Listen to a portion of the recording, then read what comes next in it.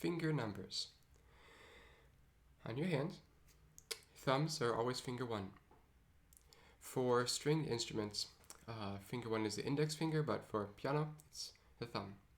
Finger 1, finger 2, finger 3 is the long finger, finger 4, the ring finger, and finger 5, the pinky.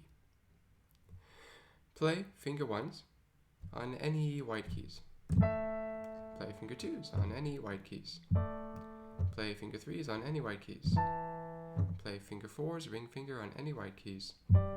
Play finger 5s on any white keys. Practice playing a specific finger number on a specific key. Okay, left hand finger 1 on B.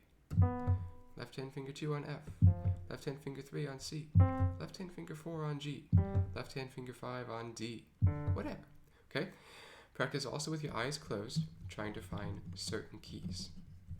So finger 5, try to find D. There it is. Finger 2, try to find C. There it is.